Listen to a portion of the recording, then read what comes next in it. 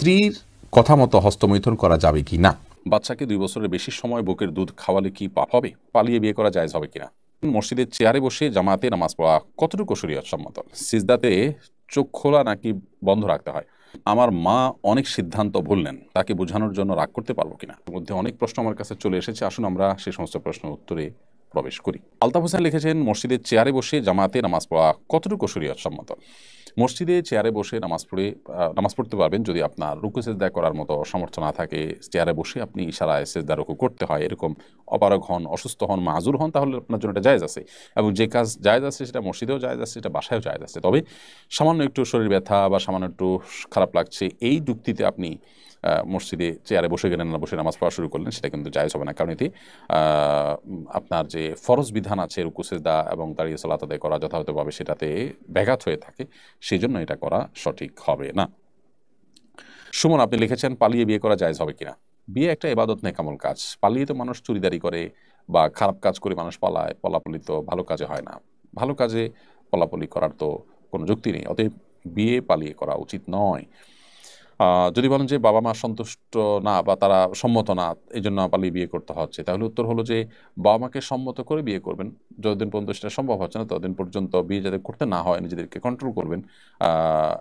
বিশেষ করে কারোর সাথে হারাম রিলেশন হয়ে গেলে সেখান থেকে সরে আসবেন, তার সাথে রিলেশন ছিন্ন করে ফেলবেন, কোনো প্রকার যোগাযোগ করবেন না, আল্লাহর জন্য দূরত্ব বজায় রেখে চলবে না। এটাই তো পরীক্ষার ব্যাপার এবং এটাই তো আপনার জান্নাতে যাওয়ার জন্য পূর্ব শর্ত। এতটুকু যদি আপনি স্যাক্রিফাইস না করেন বা এতটুকু যদি আপনি নিজেকে কন্ট্রোল করতে না পারেন, তাহলে সেক্ষেত্রে আপনার এইভাবে পালিয়ে বিয়ে করা এটা আপনার জন্য তো জায়েজ হবে না।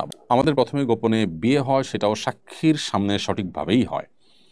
তখন একটা মহর নির্ধারণ করা হয়, পরে পারিবারিকভাবে আবার বিয়ে হয়। জানতে চাই কোন মহর ধর্তব্য হবে? সুন্দর প্রশ্ন।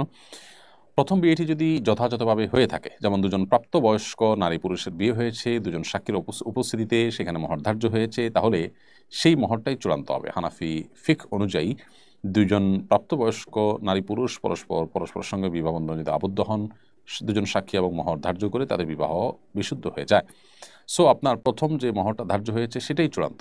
পরবর্তীতে যে পারিবারিকভাবে সম্মতির মাধ্যমে আবার বিয়ে পড়েছেন, সেটা আসলে বিয়ের অভিনয়, শুধুমাত্র পরিবারকে সন্তুষ্ট করে আপনি সেটা করলেন, তাহলে সেক্ষেত্রে প্রথমটাই ধার্য হবে চূড়ান্তভাবে। আর যদি আপনি হানাফি থট ফলো না করে হাম্বলি থট ফলো করে থাকেন বা অন্যান্য ফোকাহে কেরাম যাদের মতে আপনার মেয়েদের জন্য বাবার অনুমতি ছাড়া বা অভিভাবকের অনুমতি ছাড়া বিয়ে বন্ধনে আবদ্ধ হওয়া জায়েজ নয়, সেই মত অনুযায়ী আপনার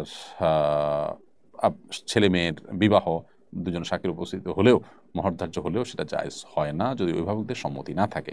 সো সেই দৃষ্টিকোণ থেকে বা সেই থট যদি আপনি ফলো করে থাকেন, তাহলে আপনার পরের বিয়ে যেটা পারিবারিকভাবে হলো সেটাই বিশুদ্ধ হবে। ইরফান লিখেছেন, রাতে নখ কাটলে কি গুনাহ হবে? না, রাতে নখ কাটলে কোনো গুনাহ নেই। নখ দিনে 12তে যে কোনো সময় কাটা যাবে। একসময় মুরব্বীরা বলতো রাখেন রাতে নখ কাটতে হয় না। কেন বলতেন তারা আল্লাহ জানে, হয়তো বিদ্যুৎ ছিল না, বাতির মধ্যে চেরাগের বাতিতে হারিকেনের আলোতে কাটতে গেলে নখ কাটা যাবে, ব্লেড দিয়ে কাটতো মানুষ, এসব কারণে হয়তো তারা নিষেধ করতেন। বাকি শরীর দৃষ্টিকোণ থেকে রাতে বা দিনে কোনো সময় নখ কাটার ব্যাপারে কোনো প্রকার নিষেধাজ্ঞা নেই। সাদ্দাম হোসেন লিখেছেন, ভারত থেকে বলছি, আমি যে কাজের সঙ্গে যুক্ত সেখানে আমাকে লাল টি শার্ট পরতে হয়, এটা কি আমার জন্য জায়েজ হবে? ভাই সাদ্দাম হোসেন ভারত থেকে বলছেন, আপনাকে ধন্যবাদ, মোবারকবাদ আমাদের এখানে প্রশ্ন করবার জন্য। আপনি যে কাজে যুক্ত আছেন সেখানে যদি পিওর লাল পড়তে হয়, তো পুরুষের জন্য পিওর লাল পোশাক পরা মাকরুহ এবং নিষিদ্ধ বিভিন্ন হাদিসের আলোকে। আহ, যদি লালের সাথে অন্য কোনো কালারের মিশ্রণ থাকে, তাহলে সেক্ষেত্রে সেটা আপনি পড়তে পারেন।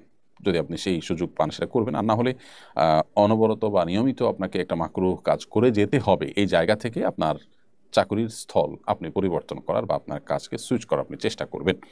Labib and Lamisa UK life, এই আইডি থেকে আপনি লিখেছেন, বাচ্চাকে 2 বছরের বেশি সময় বুকের দুধ খাওয়ালে কি পাপ হবে? না খাওয়ালে কান্নাকাটি করে এবং সিন ক্রিয়েট করে। বাচ্চাকে 2 বছর আমরা দুধ পান করাতে পারবো, আমাদের মায়েরা দুধ পান করাতে পারবেন। বুকের দুধ 2 বছরের বেশি যদি পান করানো হয়, তাহলে সেক্ষেত্রে সেটা গুনাহ হবে, এটা জায়েজ হবে না। এটাই হলো হানাফি উলামা ইকরামের ফতোয়া এবং এটি অধিকতর বিশুদ্ধতর মত। কারণ আল্লাহ রাব্বুল আলামিন বলেছেন, ওয়াল ওয়ালিদাতু ইউরদি'না আওলাদাহুন্না হাওলাইনি কামিলাইনি লিমান আরাদা আন ইউতিম্মার রাদাআ। যে চায় যে তার সন্তানকে দুধ পান করানোর যে সময় আছে, এই সময়সীমাটাকে পরিপূর্ণ ইউজ করবে, সে 2 বছর দুধ পান করাতে পারবে। অর্থাৎ সেই মা তার সন্তানকে 2 বছর দুধ পান করাতে পারবেন যিনি তার সন্তানকে দুধ পান করানোর পরিপূর্ণ সময়টাতেই দুধ পান করাতে চান। এই আয়াত থেকে করে পরিষ্কার বোঝা যায় যে দুধ পান করার পরিপূর্ণ টাইম হলো 2 বছর, এরপর আর তিনি দুধ পান করাতে পারবেন না। বাচ্চাদের কান্নাকাটি যে ব্যাপারটি আছে সেটিকে নিয়ন্ত্রণ করবার জন্য আগে থেকে, অর্থাৎ 2 বছরের আগে থেকেই নানাভাবে বাচ্চাদেরকে দুধ পান করানো থেকে দুধ ছাড়াতে হবে, এবং সেটার জন্য মায়েদের যে সমস্ত পলিসিগুলো আছে সেই পলিসিগুলো তারা অ্যাপ্লাই করবেন, অবলম্বন করবেন। ধরুন 2 মাস বা 3 মাস আগে থেকে যদি আপনি শুরু করেন তাহলে সেক্ষেত্রে 2 বছরে এসে সেটাকে কন্ট্রোল করা কঠিন কোনো কাজ নয়। আর এর বাইরে হাম্বলি উলামা ইকরামের ফতোয়া রয়েছে এখানে ভিন্নতর। তারা মনে করেন যে 2 বছরের পরেও যতদিন ইচ্ছা ততদিন মা বাচ্চাকে দুধ খাওয়াতে পারেন, যতদিন ইচ্ছা ততদিনের কথা তারা বলেন, এমনকি বড় হওয়ার পরও দুধ পান করাতে পারবেন, এমন একটি মত হাম্বলি উলামা ইকরামের রয়েছে। সৌদি আরবের বর্তমান উলামা ইকরাম তারা এই মতটি পোষণ করে থাকেন। কিন্তু প্রথম উক্ত মত যেটি হানাফি উলামা ইকরামের মত, সেটি অধিকতর দৈহিক দিক থেকে বিশুদ্ধ এবং শক্তিশালী। অতএব 2 বছরের মধ্যে বাচ্চাকে দুধ পান করানো শেষ করতে হবে। খালিল মির্জা আপনি জানতে চেয়েছেন স্ত্রীর কথা মতো হস্তমৈথুন করা যাবে কি না। স্ত্রী হস্তমৈথুন করতে কেন বলবেন? যদি কোনো স্ত্রী হস্তমৈথুন করতে বলেন তাহলে এটা অসুস্থতা, এটি জায়েজ নয়।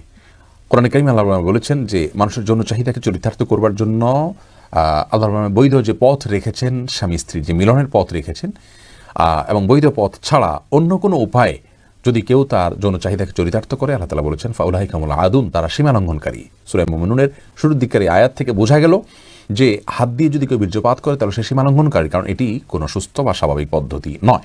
বিধায় স্ত্রী চাইলেও তার হস্তমৈথুন করা জায়েজ নাই। হ্যাঁ, যদি কেউ এমন কোনো জায়গায় এমন কোনো কঠিন সিচুয়েশনের মধ্যে পড়ে গেছেন, যে এমন পরিবেশে আছেন যে এখানে তিনি তার যৌন চাহিদা যদি তিনি কোনোভাবে অবদমন না করেন তাহলে জিনায় লিপ্ত হয়ে যাবেন, তাহলে সেক্ষেত্রে কোনো কোনো ফকিগণ ওই ব্যক্তির জন্য ওই সময়ে হস্তমৈথুনকে জায়েজ বলেছেন।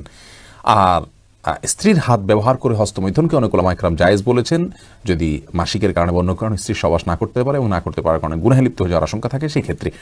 বাকি স্ত্রীর নির্দেশে স্বামী নিজে হস্তমৈথুন করার কোনো অবস্থাতে জায়েজ নয়। রাবেয়ানুর আপনি লিখেছেন ভিখারি তার ভিক্ষার চাল বিক্রি করলে তা কেনা যাবে কিনা। অবশ্যই কেনা যাবে। ভিখারি ভিক্ষা হিসাবে যে চাল নিয়েছেন সেই চালটা তিনি এখন নিজে খাবেন না, বিক্রি করবেন না, কাউকে দিয়ে দিবেন, এটা একান্ত তার ব্যাপার। নবী করিম সাল্লাল্লাহু আলাইহি ওয়াসাল্লাম একটা হাদিস রয়েছে যে একজন নারী তিনি জাকাত বা সাদাকার গোশত, যেটা নবী সাল্লাল্লাহু আলাইহি ওয়াসাল্লাম খান না, অর্থাৎ সাদকা বলতে ফরজ সদকা, জাকাত, মানত, এগুলোর যে খাদ্য বা খাবার, এগুলো নবী সাল্লাল্লাহু আলাইহি ওয়াসাল্লাম বা তার পরিবারের সদস্যদের জন্য আল্লাহ তাআলা হারাম করেছেন, তারা খান না। সো এরকম একজন নারী, তিনি এরকম গোশত তিনি রান্না করছিলেন, যিনি গরিব মানুষ, এবং ওই গোশতটা ছিল সাদাকার গোশত। নবী সাল্লাল্লাহু আলাইহি ওয়াসাল্লাম বললেন যে তুমি গোশত রান্না করছো তো আমাকেও মেহমানদারি করো। রসিকতা করেছিলেন পর্দার মধ্যে থেকেই, অথবা পর্দা বিধান হওয়ার নাজিল হওয়ার আগের ঘটনা এটি। তখন তিনি বলেছেন যে আল্লাহ রাসূল, এটা তো সাদকার গোশত, আপনি এটা খান না। তখন তিনি বলেছেন লাকে সাদাকাতু ওয়া লানা হাদিয়াতুন, তোমার জন্য সাদাকা হলো, এটা আমার জন্য হাদিয়া। সো একজন ভিখারি ভিক্ষা পেয়েছেন চাল, তিনি এখন এটা বিক্রি করতে পারেন, তার সম্পদ হয়ে গেছে, এটা সাধারণ সম্পদ হিসেবে বিক্রি করতে পারেন। এমনি শফিকুল বাহার আপনি লিখেছেন সিজদাতে চোখ খোলা নাকি বন্ধ রাখতে হয়। সিজদাতে চোখ খোলা রাখবেন নাকি বন্ধ রাখবেন? উত্তর হলো সিজদা এবং পুরো নামাজ জুড়েই চোখ স্বাভাবিকভাবে রাখাটাই হলো সুন্নাহ। কারণ নবী করিম সাল্লাল্লাহু আলাইহি ওয়াসাল্লাম চোখ বন্ধ রাখার কোনো নির্দেশ দেননি, বা তিনি রাখতেন বলে কোনো প্রমাণ নেই। বাট কেউ যদি চোখ বন্ধ করলে তার মনোযোগটা একটু বেশি থাকে তাহলে তার জন্য জায়েজ আছে। অতএব এটা সিজদা হোক আর দান হোক একই কথা প্রযোজ্য হবে, যে সিজদা গেলে আমি চোখ বন্ধ করলে খুব বেশি মনোযোগ হয়, ওকে, বন্ধ রাখতে পারেন আপনি, এটা মনোযোগ রাখার প্রয়োজন আপনি করতে পারেন। তবে এটাকে সিস্টেম বানানো, অর্থাৎ মনোযোগ রাখার ইস্যু না, ইস্যু হলো যে চোখ বন্ধ করে নামাজ পড়াটাকে উত্তম মনে করি আমরা, এরকম যদি হয় তাহলে এটা ভুল হবে। কারণ কোনো কোনো বর্ণনা ইয়াহুদিরা এটি করেন। হ্যাঁ, মনোযোগের প্রয়োজনে যদি হয় তাহলে সেটা তো ভিন্ন একটা যৌক্তিক কারণ, ভ্যালিড কারণ আছে, সেই কারণের ভিত্তিতে আপনি চোখ বন্ধ করে নামাজ পড়তে পারেন।